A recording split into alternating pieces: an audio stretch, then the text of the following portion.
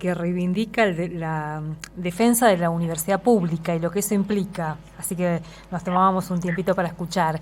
Una semana, ayer lo contábamos, leíamos un poco el pronunciamiento de una serie de pueblos indígenas que están planteando algo así como la emergencia institucional a partir de varias medidas del gobierno nacional, entre ellas la eliminación de un registro de pueblos originarios, y después también contábamos, estuvo por acá Claudio Abruj, titular ahora del INAI, reuniéndose con vecinos autoconvocados de San Ignacio, en el medio de una protesta también de pueblos indígenas con los que no se reunió, evidentemente.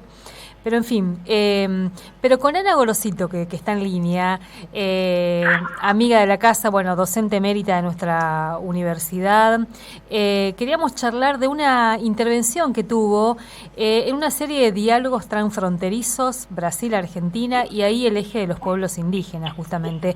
Ana, muy buenas tardes, ¿cómo estás?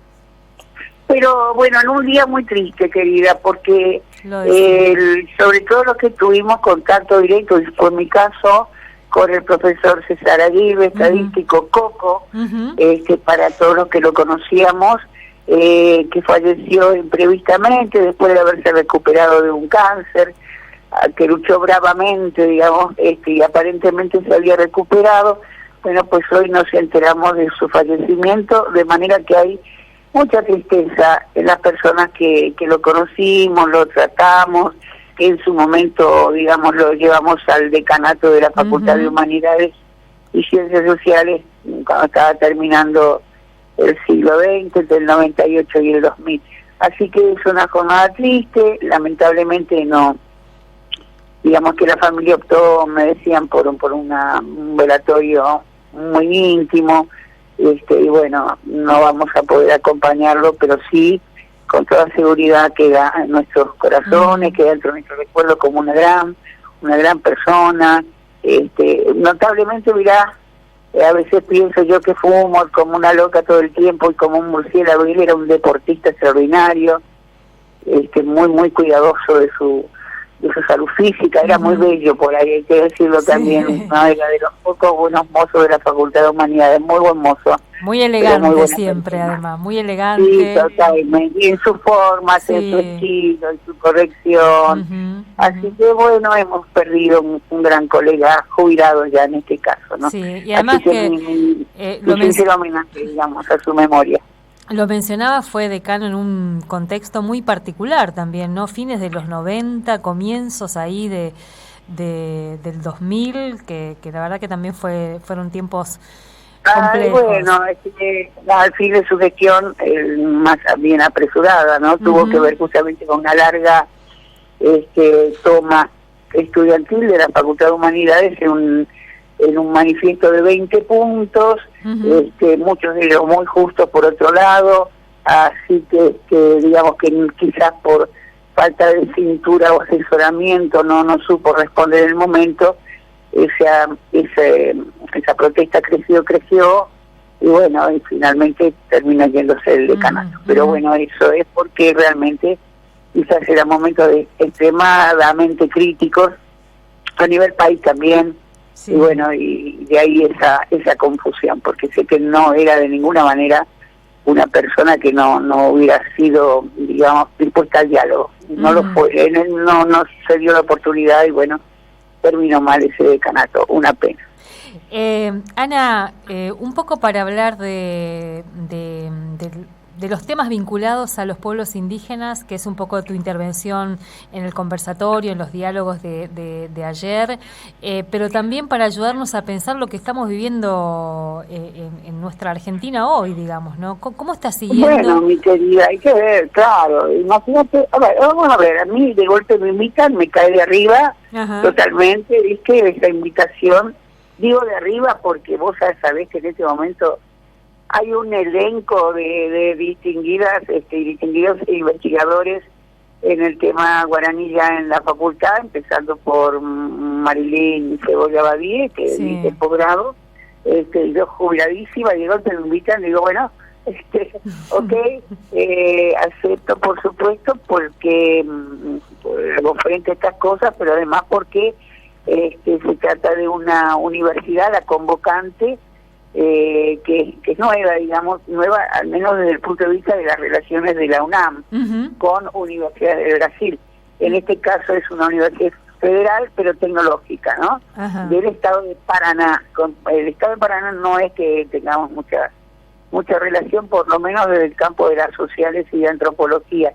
Así que como esto iniciaba una serie de conversatorios, se anunció 3, el primero, también dije, bueno, lo mencioné en el conversatorio, hay muchas líneas en común, muchas líneas de trabajo común, especialmente en el tema pueblos originarios, que merece, digamos, darle continuidad después en algún acuerdo, convenio o acuerdo de intenciones, que de paso favorezcan las siempre necesarias relaciones interinstitucionales, especialmente en los países del Cono Sur, ¿no? Y el tema transfronterizo es un tema de una muy vieja ambición, te diría que más o menos desde 1980, de desarrollar una poderosa antropología de los pueblos transfronterizos. Surge en Brasil esta intención, por supuesto, pero en el caso de Misiones especialmente es apelante porque vivimos en una zona que efectivamente interrumpe, digamos, como una especie de cuña intermediaria entre Brasil y Paraguay. Resulta que los fenómenos sociopoblacionales de Brasil, Paraguay y Argentina en ese sentido son comunes, es decir, estamos en una posición privilegiada. Yo no me refiero solo a pueblos originarios, no, sino totalmente a lo que son actualmente los descendientes de masas migratorias. Pensemos nomás en la población de origen alemán, que ingresa por Brasil, se extiende por Argentina y llega hasta Paraguay, ¿no? Para nosotros, alemán brasileño, yo creo que quedaron, lo mencioné de paso, pero bastante impresionados con el hecho de que tipos pueblos como Santana, entre sus fundadores están apellidos claramente de origen brasileño, ¿no? Así que bueno, y yendo al tema pueblos originarios, obviamente que el caso de los guaraníes son claramente transfronterizos, y el trazado de las fronteras políticas no han interrumpido de ninguna manera esto que forma parte de los estilos de vida y sociabilidad de los guaraníes de la región. El tema de estar de un lado u otro de la frontera, desde el punto de vista de la organización interna y de las relaciones interfamiliares, de ninguna manera es un obstáculo, sino al contrario, puede ser una oportunidad cuando las situaciones de un lado de la frontera se vuelven insostenibles, y es posible entonces pasar hacia el otro lado donde los grupos familiares los acogen y en una situación problemática menos grave. Ana, esto necesita entonces ser abordado, y de hecho, vos sabés que si yo empecé a recordar cuántas veces intentamos este trabajo, no solamente desde la universidad, sino también desde otros lugares de políticas públicas, lo hemos intentado muchísimas veces. La última vez que más o menos buena, digamos, positiva, fue en el 2007, cuando estaba Lula en la presidencia pro tempore del Mercosur, y ahí te digo que el movimiento institucional fue muy, muy poderoso en ese sentido. Entró en un cono de sombras. Mi idea es que lo que entra en un cono de sombra no muere, está ahí latente, esperando mejores tiempos. Retomando esta referencia que hiciste a la visita de Abreu, evidentemente hoy la Argentina va a mantenerse un tiempo más en el cono de sombras, pero yo supongo que algún día saldrá, porque la historia no es inevitable en su derrotero cuando parece que todo está destinado al fracaso y a la muerte. De ninguna manera vamos a resurgir. Ana, pensaba un poco en esto que ibas contando de los guaraníes, son claramente transfronterizos, decías. Aparece en esta coyuntura, reaparecen o aparecen, porque no sé si discusiones que creíamos estaban absolutamente saldadas. Esto de, ahora resulta que los guaraníes son extranjeros paraguayos que vienen a San Ignacio, que no son de ahí, y están como instalando eso, y habilita inclusive que un funcionario como Abruj venga a reunirse con vecinos autoconvocados, propietarios ellos, según plantean, y les escucha a ellos y no a las comunidades. Es decir, como muy...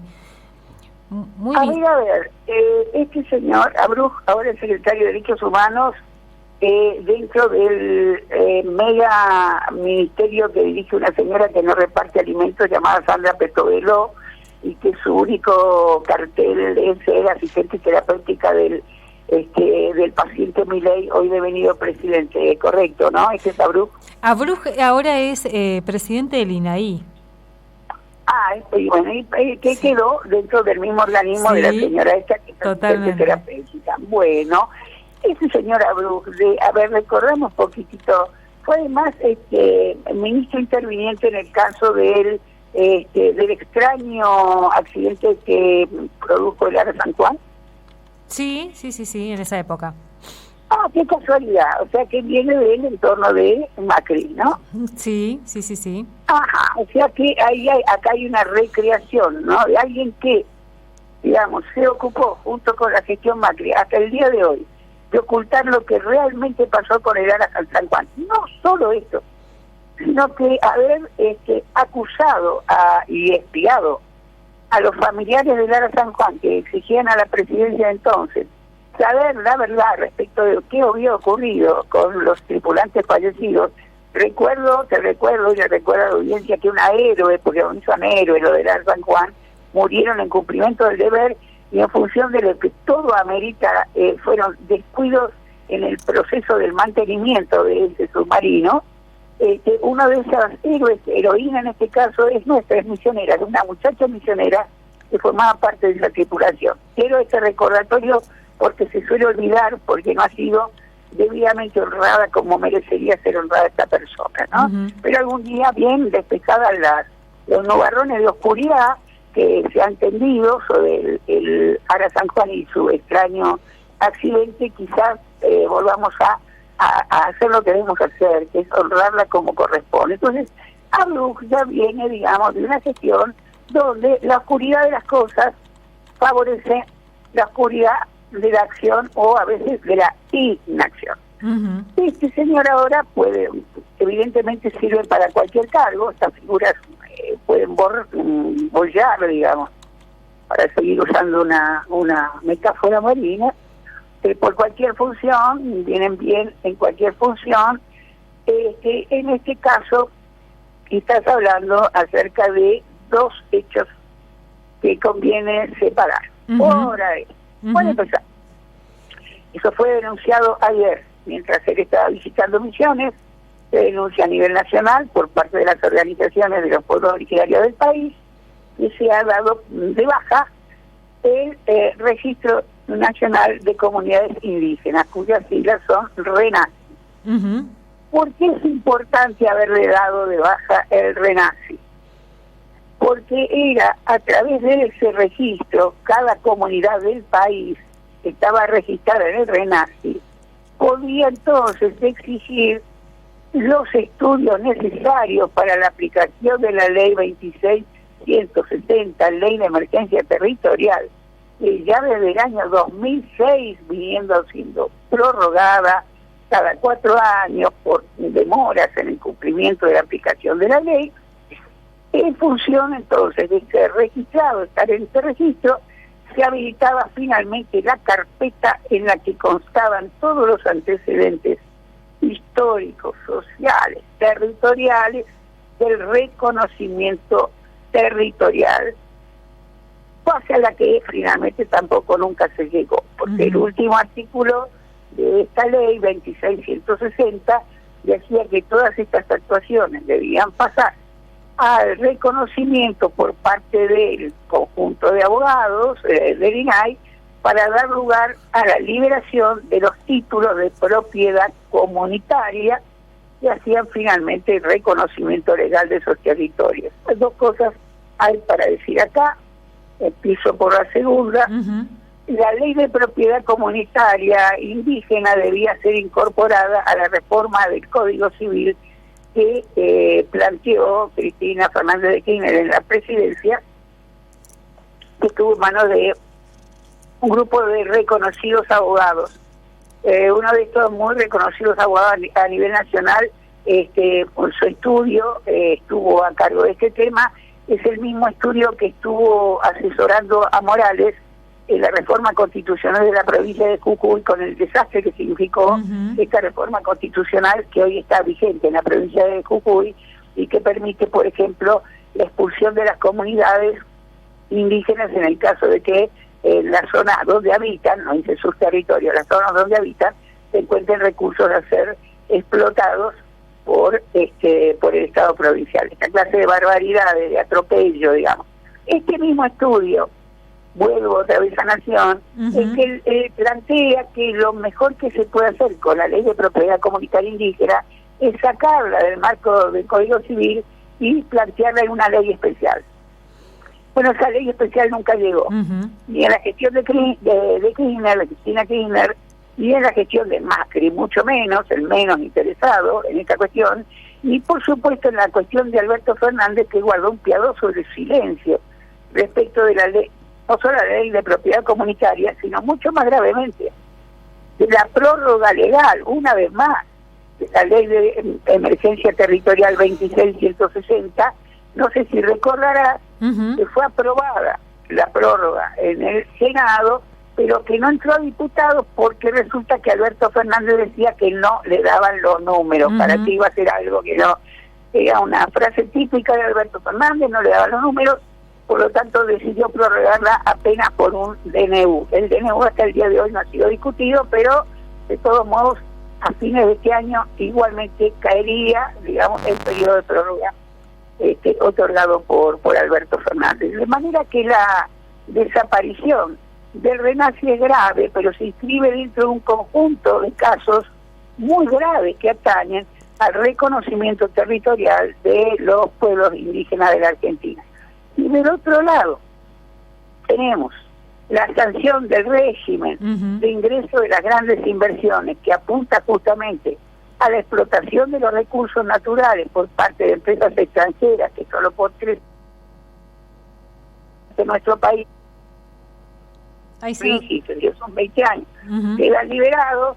Entonces es obvio que la acción de Abreu, tanto en el periodo Macri como ahora, que vuelve a ser funcionario, está justamente en garantizar esa liberación, es decir, que los pueblos originarios no molesten, no se constituyan en un impedimento para nuevo paso hacia la Argentina, potencia, nación mundial, parecida a Alemania, parecida a Irlanda, creo, dentro de 35 años. Yo sé que no son tiempos para hacer ironía, pero francamente todo esto es un largo proceso de deterioro, de desastre, donde desde el 2006 para acá ningún partido político u organización frentista puede sentirse demasiado orgullosa de los magros logros que ha obtenido en materia de reconocimiento territorial, que, no lo olvidemos, está atado a un compromiso de la reforma constitucional de 1994. No es un caprichito indígena, o un caprichito progresista de gente que son los progresistas y no saben nada, no. Es algo que viene de la reforma constitucional de 94.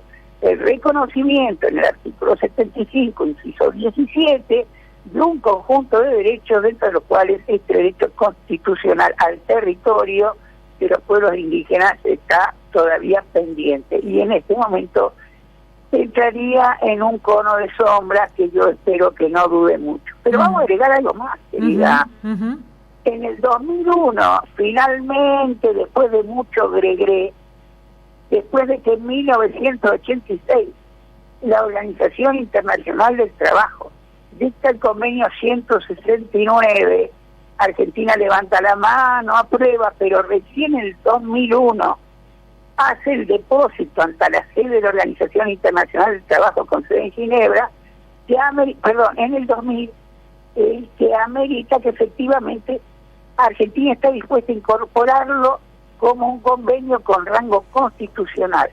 Desde el depósito en el 2000 debían pasar 12 meses, en el 2001 ese convenio 169 ya tiene rango constitucional. O sea que en realidad todas estas vueltas alrededor del reconocimiento territorial de los pueblos indígenas está lesionando tanto la Constitución Nacional en forma explícita como el convenio 169 con rango constitucional también en forma explícita desde el año 2001. Es demasiado tiempo para seguir tolerando que un poder judicial nacional que se duerme, terminando ya en la cúspide de un conjunto de señores que duermen demasiado, y en la Corte Suprema de la Nación siga dejando pasar adelante como si no estuviera ocurriendo semejante violación entonces a la Constitución Nacional. Cuando nos vienen a hablar que los pueblos originarios son terroristas, que en realidad están acogiéndose indebidamente a leyes nacionales y demás, entonces que serían ellos violadores de los regímenes legales argentinos. ¿Quiénes son los violadores acá? Empecemos por las autoridades y sigamos por un poder judicial que hace omiso a la necesaria obligación que tienen de exigir la aplicación de la Constitución Nacional y de las leyes.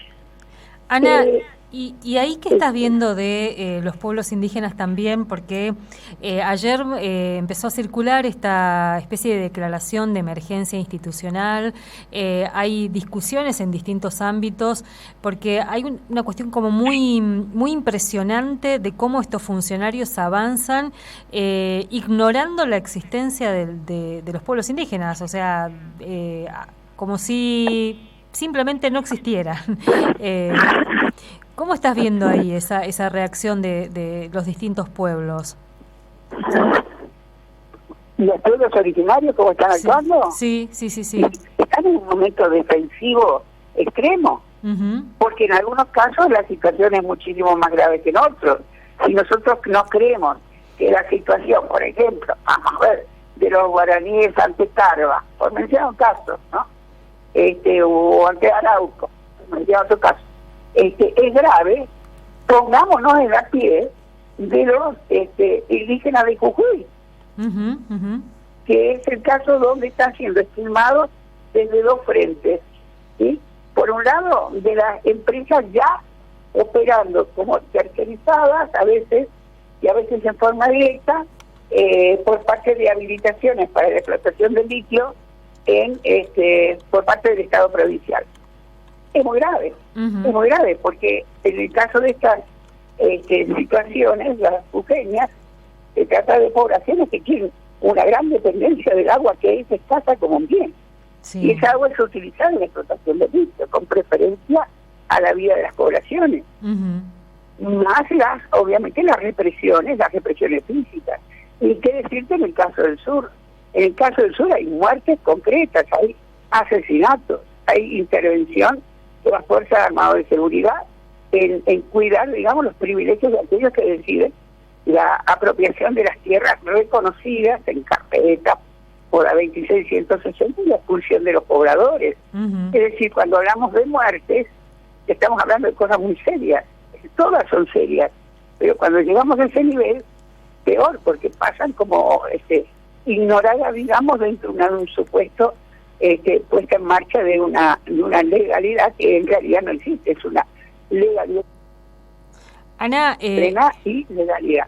De manera que es muy difícil pretender de los pueblos originarios grandes discursos, si no más vale, y convencimiento al resto de la población, si no más vale medidas de autodefensa, de repliegue, de respuesta a una multitud de pequeños golpes que están recibiendo por todos lados. A mí me tocó ayer hablar, en segundo lugar, en primer lugar habló Sebastián Valverde de la UBA, que viene hace tiempo trabajando junto a población mapuche y el pobre no tenía como resumir la cantidad de casos que tenía que estar mencionando, porque realmente desde Santiago de Maldonado en adelante, el gobierno de Macri, con la misma ministra que tenemos hoy, la ministra de Seguridad, no han dejado de golpear duramente con represiones feroces a los mapuches, sin contar esa rara intervención durante el gobierno de Alberto Fernández, ¿te acordarás? Sí. Que siguieron preso un conjunto de mujeres, machis, una que estaba... Que ahora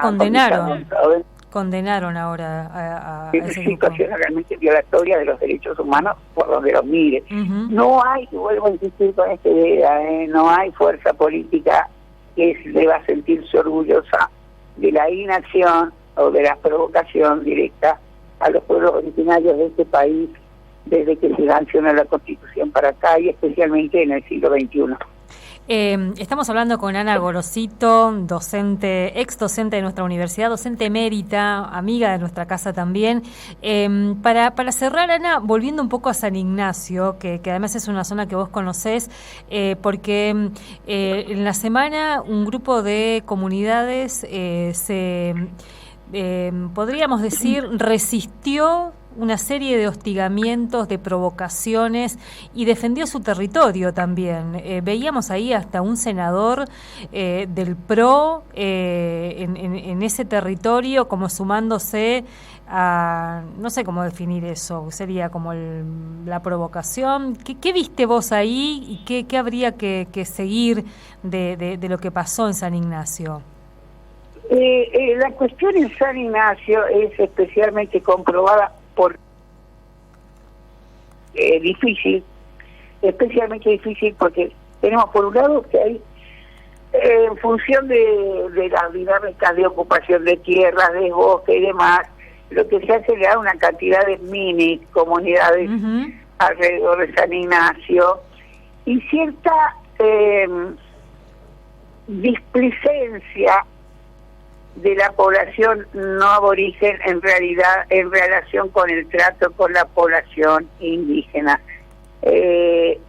y por parte del personal policial más que displicencia, cierta tendencia, digamos, a actuar exageradamente por sobre los derechos de los pobladores originarios.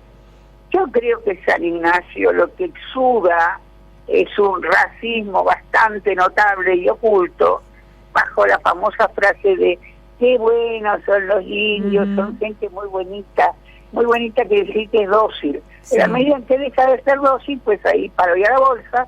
Entonces nosotros tenemos por lo menos detectada una causa judicial que creo que hemos comentado en algún momento dentro del equipo misionero de Derechos Humanos, Justicia y Género, totalmente armada. Sí.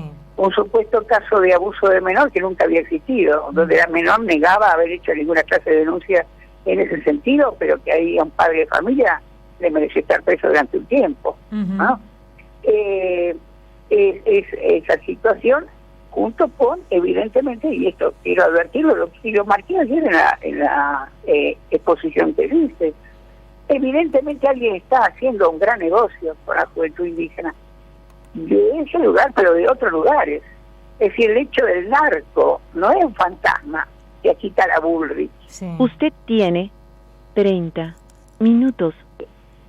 Ahí se ve claramente cómo existe este trabajo de penetración en los jóvenes de las aldeas y de las pequeñas comunidades del narco, a la vista de la policía que se ocupa de cualquier otra cosa, pero no justamente de esto, o de una policía que acompaña los intentos de desalojo de gente que no puede mostrar ninguna clase de título de propiedad, ni boleto de compraventa, ni de nada. Usted tiene 29 minutos, ¿qué es 29 segundos. Evidentemente, la historicidad de la ocupación guaraní, y aparece esta familia, de la cual es un caso que está filmado, de hará 2 años, una familia donde eran todos policías, hombres y mujeres eran todos policías. Y en función de esta condición de policía de la familia, resulta que prepoteaban, digamos, a los guaraníes, amenazándolos con golpearlos si no se retiraban. ¿De dónde se iban a...? Usted tiene Ana, Se nos está metiendo un mensaje del 9 temporizador segundos. de acá, creo que es de la radio, ¿no?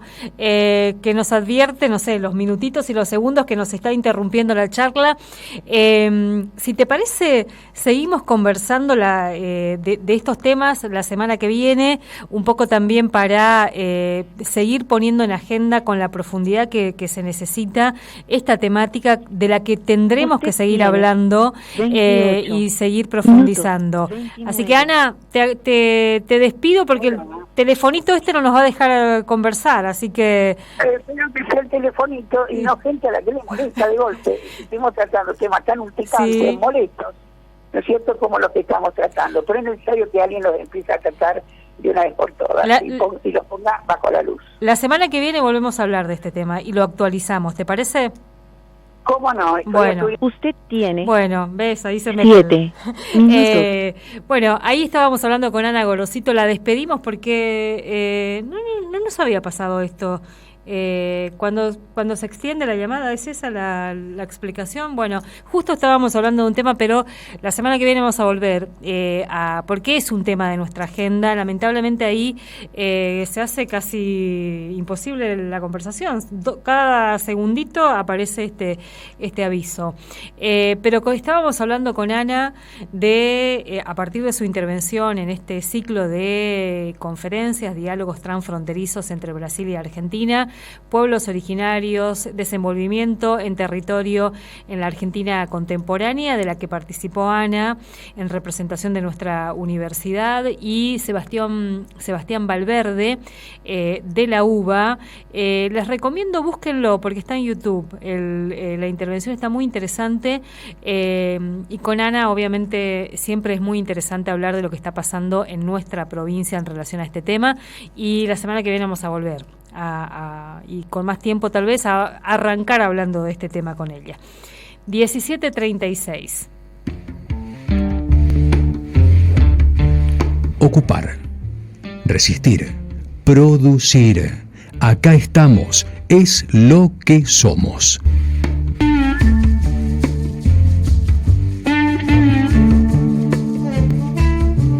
Otro aire en la radio de la universidad. Otro aire, aire pública.